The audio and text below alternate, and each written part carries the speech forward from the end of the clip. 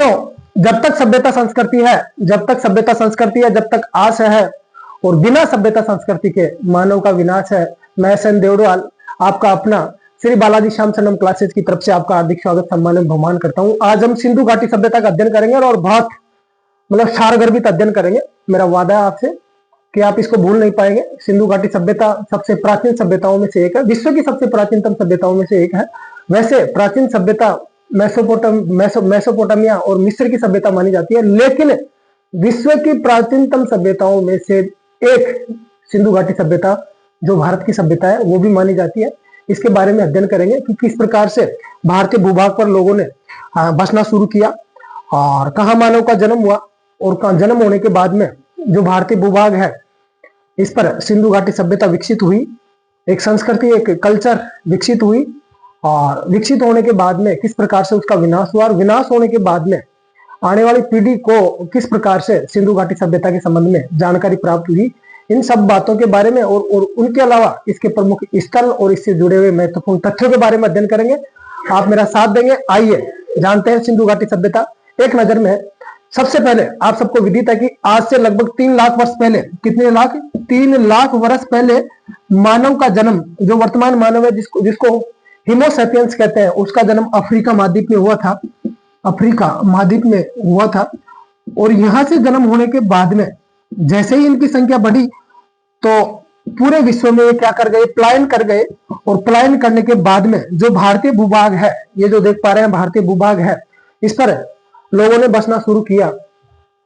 बसने के बाद में ये समाप्त हो गई प्राकृतिक आपदा के कारण।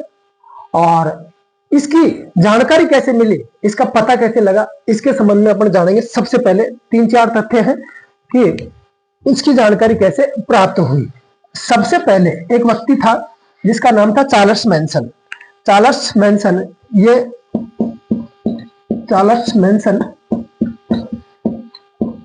ये ब्रिटेन का था, और ब्रिटेन के लोगों को घूमने का शौक होता है, ये भ्रमण करते हैं खूब। तो इसने भ्रमण किया पाकिस्तान क्षेत्र का, और कब किया? पाकिस्तान क्षेत्र का, और कब किया? 1826 में। 1826 की बात है। 1826 में भ्रमण किया और पाकिस्तान के क्षेत्र का भ्रमण किया, वर्तमान पाकिस्तान के क्षेत्र का। उस समय हिंदुस्तान का हिस्सा था। लेकिन इसने हड़प्पा सभ्यता को देखकर, हड़प्पा के स्थल को देखकर यह कहा कि यहाँ पर एक प्राचीन सभ्यता रही होगी, यानी यहाँ पर पहले लोगों का बसाव रही होगी। सबसे पहले कहने वाला कौन था? Charles Manson. साथियों, उसके बाद में दूसरे नंबर पर कहने वाला था कौन? बर्टन बंधु थे। 2 भाई थे बर्टन बंधु, जिसका नाम था जॉन बर्टन और विलियम बर्टन। 2 भाई थे, जॉन बर्टन और विलियम बर्टन। जॉन बर्टन एवं विलियम बर्टन, ये दोनों भाई थे, और दोनों इंजीनियर थे। अंग्रेजों का राज था भारत, यानी हिंदुस्तान, ब्रिटेन का उपनिवेश था। इन दोनों को काम सौंपा गया लाहौर को और कराची के बीच में रेल लाइन बिछाने का कार्य सौंपा गया। लाहौर और कराची के बीच में रेल लाइन बिछाने का कार्य सौंपा गया। खुदाई के दौरान इनको क्या मिली साथियों? ईंटें मिली, और जो भी ईंटें कैसी? पुरानी ईंटें मिली। पुरानी ईंटों को इन दोनों भाइयों ने क्या किया? ट्रैक के नीचे, यानी रेल की पटरी के नीचे इन ईंटों को बिछा दिए। ज्यादा इन्होंने ध्यान नहीं दिया, लेकिन ये कहा कि ये किसी प्राचीन सभ्यता के अवशेष हैं, निश्चित तौर से यहाँ पर मानव का बसाव रहा होगा। पहले दोनों भाइयों ने कहा। बर्टन बंधु की बात है। तीसरे नंबर पर अगर किसी का नाम आता है तो तीसरे नंबर पर नाम आता है अलेक्जेंडर कनिंघम का। इसका तीसरे नंबर पर नाम आता है मेरे साथियों अलेक्जेंडर कनिंघम। देखो बात ऐसी है, 1853 से 61 तक, 1853 से 1861 तक इन्होंने हड़प्पा क्षेत्र का कई बार दौरा किया विशेष तौर से, लेकिन ज्यादा सफलता इनको नहीं मिली। इनको जानकारी थी कि हाँ प्राचीन सभ्यता है निश्चित तौर से, लेकिन ज्यादा कुछ नहीं कर पाए। खूब दौरा किए लेकिन ज्यादा कुछ नहीं कर पाए। इन्होंने कुछ किया तो ये किया कि 1861 में इन्होंने भारतीय पुरातत्व विभाग की स्थापना की। भारतीय पुरातत्व विभाग की स्थापना की। भारतीय पुरातत्व के जनक कौन है? कई बार पूछता है भारतीय पुरातत्व के जनक कौन है? अलेक्जेंडर कनिंघम भारतीय पुरातत्व विभाग के जनक है अलेक्जेंडर कनिंघम। ये था अलेक्जेंडर कनिंघम। चौथे नंबर पर अगर नाम आता है, चौथा व्यक्ति है तो वो है जॉन मार्शल। जाना माना नाम है जॉन मार्शल। 4 नंबर पे नाम आता है जॉन मार्शल का। मेरे साथियों, जॉन मार्शल 1902 से और 1928 तक भारतीय पुरातत्व विभाग के निदेशक रहे। किसके? भारतीय पुरातत्व विभाग के मुखिया रहे, पुरातत्व विभाग के निदेशक रहे हैं, निदेशक रहे यानी मुखिया रहे। हाँ, इसका मुख्यालय दिल्ली में है, जॉन मार्शल ने। अब जॉन मार्शल ने निर्देश दिया था किसको? निर्देश दिया था किसको? दयाराम साहनी को। और दयाराम साहनी ने पहला स्थल हड़प्पा की क्या की थी? हड़प्पा की खुदाई की थी 1921 में। लेकिन उससे पहले अपन ये देखते हैं, हड़प्पा की भी जानकारी प्राप्त करेंगे, सिंधु घाटी सभ्यता के सारे जो स्थल हैं उनके बारे में संक्षिप्त तौर से देखेंगे। लेकिन उससे पहले अपन ये देखते हैं कि यह मांडा, ये मांडा, और मांडा कहाँ है? जम्मू कश्मीर में। मांडा जम्मू कश्मीर में यहाँ है, यहाँ। और ये चिनाब नदी के तट पर है। कौन सी नदी के ऊपर? चिनाब नदी के तट पर है। मेरे साथियों, विश्व की सारी सभ्यताएं नदियों के तट के ऊपर विकसित हुई है। चाहे विश्व की कोई सी भी सभ्यता हो, चाहे आप मिस्र की सभ्यता देख लीजिए जो नील नदी के तट के ऊपर विकसित हुई, दजला फरात नदियों के तट के ऊपर सभ्यता विकसित हुई। उसी के साथ में चीनी सभ्यता मिसिसिपी और मिन्सोरी उनकी सहायक नदियों के तट के ऊपर विकसित हुई। जो ये सभ्यता है सिंधु घाटी सभ्यता, मुख्य नदी सिंधु नदी होने के कारण इसकी सिंधु नदी और उसकी सहायक नदियों के ऊपर बसाव होने के कारण, सभ्यता विकसित होने के कारण इसका नाम सिंधु घाटी सभ्यता पड़ा है। तो ये चिनाब नदी के तट के ऊपर है। सारे स्थल किसी नदी के तट के ऊपर है। अगर कोई नदी के ऊपर नहीं है तो वो केवल धोलावीरा नहीं है। इधर से ये उत्तरी स्थल हो गया, सबसे उत्तरी स्थल, उत्तरी स्थल, सबसे उत्तरी स्थल हो गया। इधर से यहां यह है देमाबाद। ये मेरे साथियों देमाबाद, ये महाराष्ट्र में है और ये परवरा नदी के तट के ऊपर है, परवरा नदी के तट के ऊपर है। मेरे साथियों इधर है आलमगीरपुर, आलमगीरपुर, और ये आलमगीरपुर यूपी में है, उत्तर प्रदेश में है। और ये हिंडन नदी के तट के ऊपर है, हिंडन नदी के तट के ऊपर है।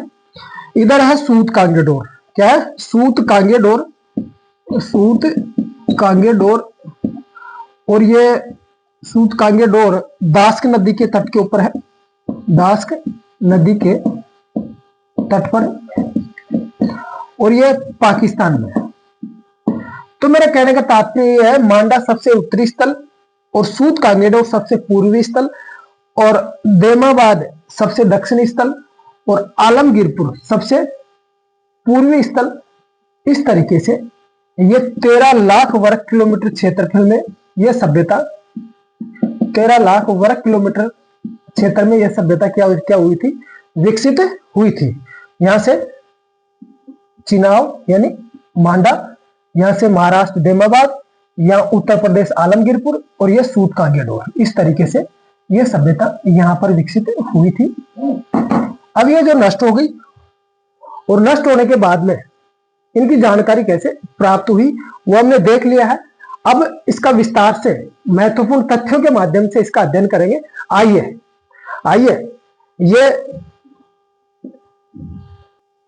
ये समय, सबसे पहले अपन समय देखेंगे कि इसका समय क्या था। देखो, अलग अलग इतिहासकारों ने इसका अलग अलग समय बताया है, लेकिन विज्ञान की एक पत्ती है रेडियो कार्बन C14 प्रणाली, रेडियो कार्बन C14 प्रणाली।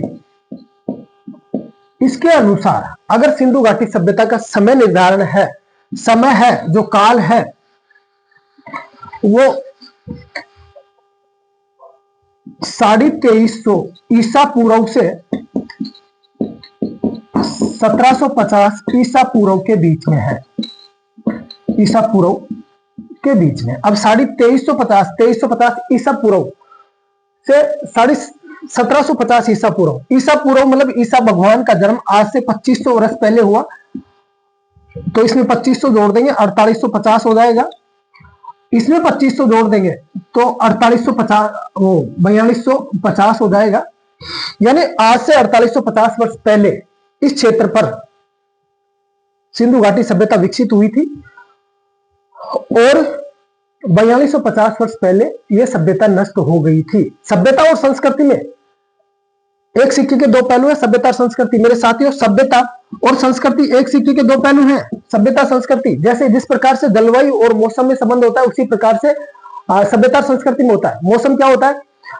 जैसे तापमान, आर्द्रता, नमी, धूल के कण आदि के पृथ्वी के किसी स्थान विशेष पर छोटे समय के लिए, अल्प समय के लिए बने रहना मौसम कहलाता है। मौसम पल पल में बदलता है मेरे साथियों, लेकिन अगर उन वायुमंडलीय दशाओं का पृथ्वी के किसी स्थान विशेष पर लंबे समय तक टिके रहना जलवायु कहलाता है, क्लाइमेट कहलाता है। उसी प्रकार से संस्कृति पृथ्वी के किसी स्थान विशेष के लोगों का जीवन जीने का तरीका है, उनके खान पान, वेशभूषा, बोलचाल आदि का तरीका संस्कृति, कल्चर कहलाता है। लेकिन उस कल्चर का लंबे समय तक किसी पृथ्वी के स्थान विशेष पर टिके रहना वो सभ्यता में कन्वर्ट हो जाती है, सिविलाइजेशन में कन्वर्ट हो जाती है। हाँ, उसी तरह अगर कोई फलती फूलती अगर कोई संस्कृति अचानक नष्ट हो जाए, आने वाली पीढ़ी उस संस्कृति के बारे में जाने, तो आने वाली पीढ़ी के लिए वो सभ्यता कहलाती है। तो ये 4850 वर्ष पहले ये सभ्यता विकसित हुई थी, लेकिन आज से 4250 वर्ष पहले ये सभ्यता क्या हो गई थी? नष्ट हो गई थी। ये तो रेडियो कार्बन C14 प्रणाली के अनुसार इसका समय निर्धारण है। अलग अलग इतिहासकारों ने अलग अलग बताया, लेकिन डीपी अग्रवाल ने इसका समर्थन किया है और सबसे प्रमाणिक समय यही माना जाता है। आगे इसका नामकरण कैसे पड़ा? नामकरण के बारे में अपन जानते हैं कि नामकरण और नामकरण। अब नामकरण मेरे साथियों, नामकरण सिंधु मुख्य नदी थी और सिंधु मुख्य नदी होने के कारण इसके ऊपर सबसे ज्यादा स्थल मिलने के कारण इसका नाम क्या पड़ा? सिंधु घाटी सभ्यता पड़ा। पहली बात, सिंधु घाटी सभ्यता, सिंधु घाटी सभ्यता। दूसरा नाम है इसका हड़प्पा सभ्यता। अब हड़प्पा सभ्यता इस कारण कहते हैं क्योंकि सबसे पहले हड़प्पा स्थल की क्या की थी? खुदाई की। हड़प्पा सभ्यता के बारे में पता लगा तो इसको हड़प्पा सभ्यता भी कहते हैं।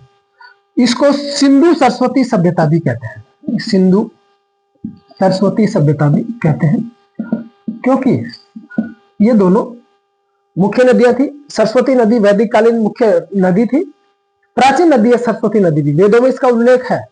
और दोनों नदियों के तट पर इसके क्या मिले हैं?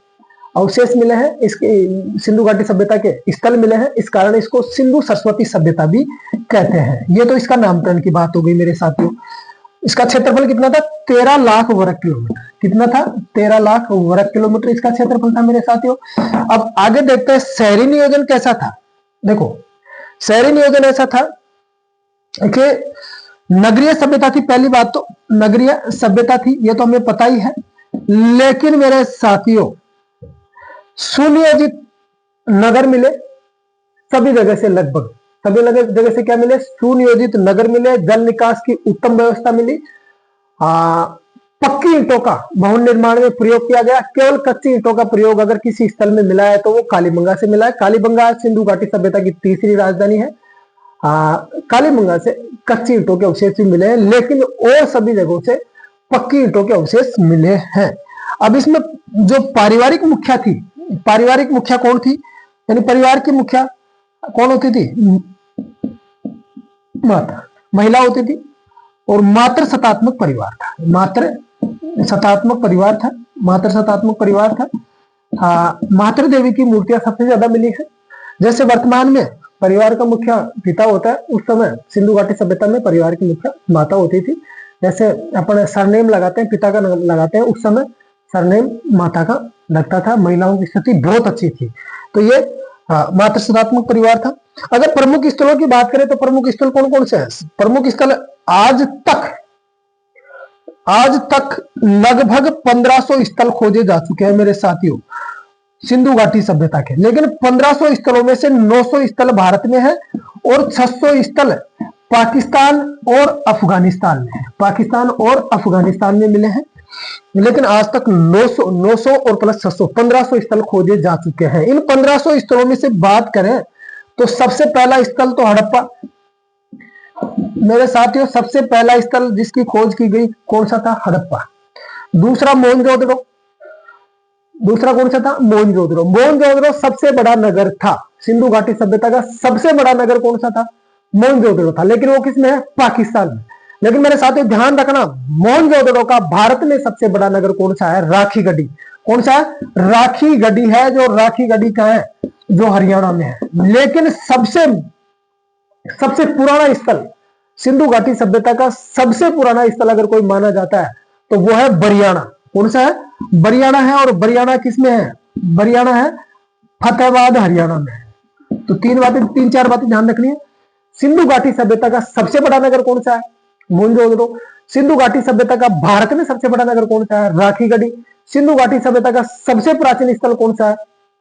वो है बरियाना। बरियाना माना जाता है पाकिस्तान के पास में नहीं है, भारत के पास में, और वो कहा है फतेहाबाद हरियाणा में है बरियाना। इसके स्थल हड़प्पा, मोहनजोदड़ो, चनूदड़ो, कालीबंगा, कोटदीजी, रोपड़, लोथल, धोलावीरा आदि आदि बहुत से नगर स्थल हैं इसके, लेकिन मुख्य ये हो गए। उसी के साथ में अगर अब आगे देखते हैं तो कला और संस्कृति में ये विशेष तौर से अगर ये कुछ कला के तहत मिट्टी के टेरिकोटा खिलौने बनाते थे, मिट्टी के, कौन? सिंधु घाटी सभ्यता के लोग। अगर आगे बात करें, अर्थव्यवस्था का मुख्य साधन एक तो कृषि था, कृषि के साथ में पशु पालते थे और पशुपालन, और ये व्यापार भी करते थे। मेरे साथियों कृषि में अगर इनको जानकारी थी, विशेष तौर से मुख्य फसलें थी तो गेहूं थी, जौ के साथ में चावल था, और इनको कपास की जानकारी भी थी। लेकिन दो फसलें मुख्य थी, कपास की जानकारी भी थी, चावल के भी अवशेष मिले, कपास को सिडन कहते थे, इनकी भी इनको जानकारी थी, खेती करते थे। पशुपालन में मुख्य तौर से घोड़े से तो ये परिचित नहीं थे, वैसे प्रमाणिक नहीं हो पाया है, लेकिन पशुपालन में कुबड़ वाला बैल सबसे क्या था? प्रिय था, सबसे ज्यादा इसके प्रमाण मिले हैं, कुबड़ वाला बैल। लिपि कैसी थी? भाव चित्रात्मक लिपि थी मेरे साथियों, भाव चित्रात्मक लिपि थी, लेकिन उस लिपि को पढ़ा नहीं जा सका है। सिंधु घाटी सभ्यता की लिपि कौन सी थी? भाव चित्रात्मक लिपि थी, लेकिन अपठनीय रही है जो लिपि है। जल निकासी की उत्तम व्यवस्था थी, जल की जो निकासी है ना मेरे साथियों, जल निकासी की उत्तम व्यवस्था थी सिंधु घाटी सभ्यता में। लेकिन प्रत्येक घर में स्नानागार मिला है, और उसी के साथ में शौचालय भी मिला है, शौचालय के अवशेष भी मिले हैं। जल निकास की उत्तम व्यवस्था थी। उसी के साथ में जो जल निकास की व्यवस्था थी ना, जो सड़कें थी जो आपस में समकोण पर काटती थी, जैसे हवा आती रहे पूरे नगर में, समकोण पर काटती थी। समकोण पर काटती हुई नालियां भी मिली है, समकोण पर सड़कें काटती थी, जिसको ग्रिड पत्ती कहते थे। क्या कहते थे? ग्रिड पत्ती कहते थे। तो ये जल निकासी की बात हो गई।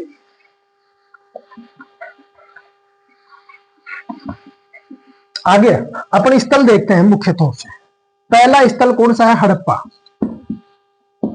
मेरे साथियों, हड़प्पा की खोज 1921 में दयाराम साहनी ने की। दयाराम साहनी ने खुदाई की। दयाराम साहनी ने क्या की? खुदाई की, उत्खनन किया 1921 में। जो ये हड़प्पा है रावी नदी के तट पर है, रावी नदी के तट पर है। पाकिस्तान के मोंटेगुमरी जिले में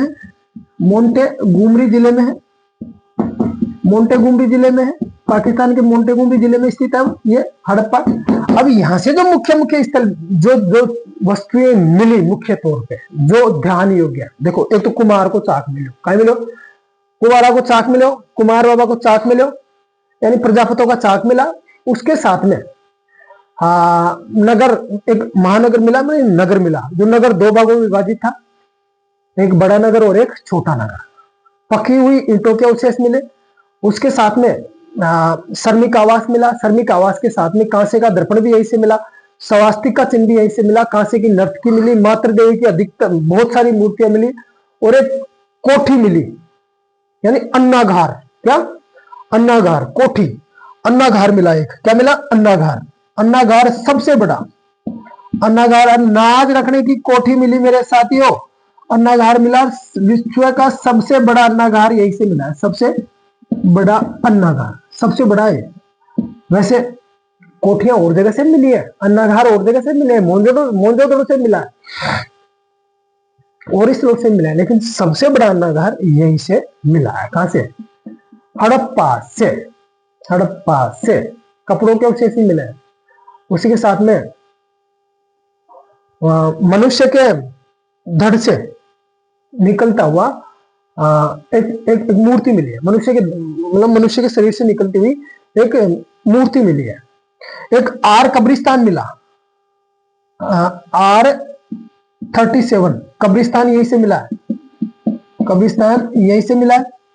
एक नगर मिला, 1 2 3, सबसे पहले एक नगर मिला, और नगर दो भागों में विभाजित था, जैसे ऐसे ऐसे है, ऐसे ऐसे मिला। ये क्या था? दीवार बंद था। इसको बड़ा नगर या ऊंचा नगर कहते थे। हो सकता है यहाँ पर राजा रहता हो और सारे स्थल में क्या थी? सामान्य जनता रहती हो, सामान्य जनता, सामान्य जनता रहती हो मेरे साथियों।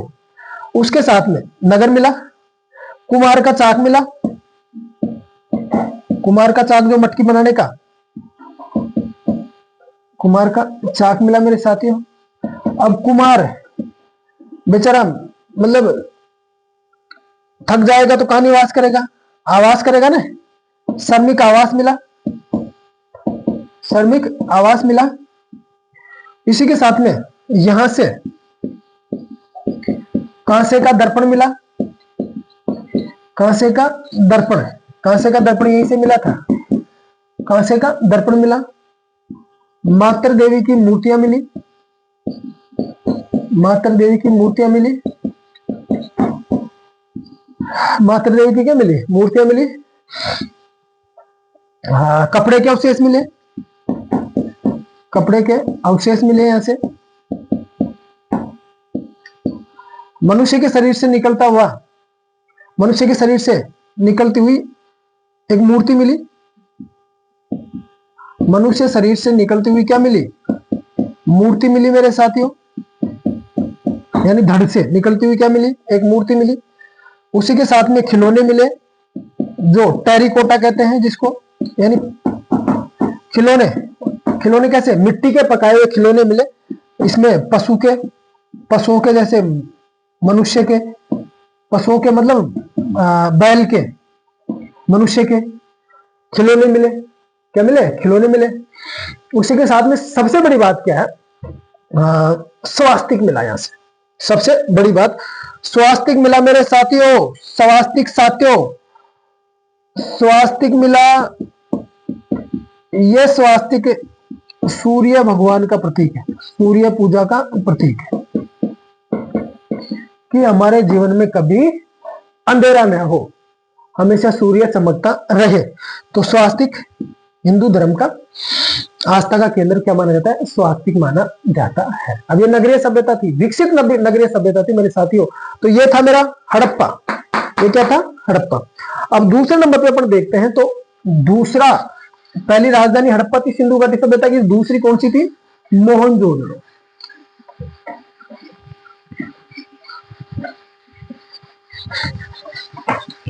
मोहनजोदड़ो, दूसरा मोहनजोदड़ो है। अब ये मोहनजोदड़ो है, मोहनजोदड़ो पाकिस्तान के लरकाना जिले में है। कहाँ है? पाकिस्तान के नरकना जिले में स्थित है। उसी के साथ में ये सिंधु नदी के तट पर है। सिंधु नदी के तट पर है। इसकी खुदाई 1922 में आर डी बनर्जी मुख्य तौर से, और माधव स्वरूप वत्स भी था इनके साथ में, लेकिन इन्हीं का नाम आता है, एक था माधव स्वरूप वत्स।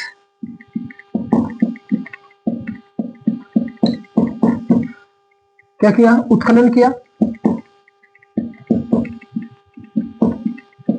सबसे बड़ा, मोहनजोदड़ो मूवी तो बनी है, सबसे बड़ा क्या है? सबसे बड़ा नगर है ये कहां का? सिंधु घाटी सभ्यता का। लेकिन ये पाकिस्तान में, भारत में सबसे बड़ा नगर कौन सा है? राखी गढ़ी है। सबसे प्राचीन स्थल बरियाना, जो फतेहाबाद हरियाणा में है। यहां से जो चीजें मिली मोहनजोदड़ो से, मुख्य तौर पर जो मिली, तो मेरे साथियों, एक तो मिला कॉलेज, मिला यहां से महाविद्यालय, यहां से महाविद्यालय के अवशेष मिले, महाविद्यालय के अवशेष मिले। कहां से? एकमात्र मोहनजोदड़ो से महाविद्यालय के अवशेष मिले। यहां से स्नानागार, सबसे बड़ा, विश्व का सबसे बड़ा स्नानागार मिला। क्या मिला मेरे साथियों? स्नानागार। अन्नागार कहां से मिला था? अन्नागार मिला था हड़प्पा से। यहां से सबसे बड़ा स्नानागार, नहाने का स्नानागार मिला। आगे सब महाविद्यालय के अवशेष मिले, स्नानागार मिला, श्रमिक आवास यहां से भी मिला था। लेकिन मेरे साथियों, श्रमिक आवास, एक दाढ़ी वाला पुरोहित की क्या मिली यहां से? पुरोहित की मूर्ति मिली। क्या मिली? पुरोहित की मूर्ति। पुरोहित मतलब ब्राह्मण की मूर्ति मिली। उसी के साथ में मनके भी यहीं से मिले। मनके मतलब खिलौने, सूती कपड़ों के अवशेष यहीं से मिले। कहां से? यहां से, मोहनजोदड़ो से। सूती कपड़ों के अवशेष मिले, सूती कपड़ों के अवशेष मिले। तो ये था मोहनजोदड़ो। कालीबंगा का हम अध्ययन कर चुके हैं। चैनल पर कालीबंगा से संबंधित बहुत अच्छा वीडियो अपलोड कर दिया गया है। उसके बाद में आता है चन्हूदड़ो। तीसरा कौन सा आता है? चन्हूदड़ो।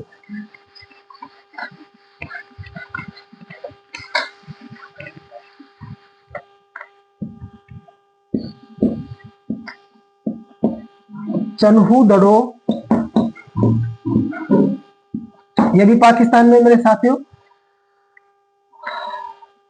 1930-31 में एन गोपाल मजूमदार ने इसका क्या किया था? उत्खनन किया।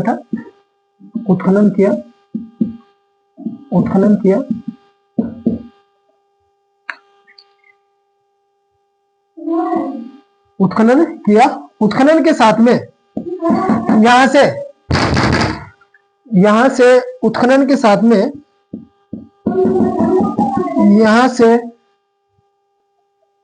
चन्हूदड़ो सिंधु नदी के तट के ऊपर था।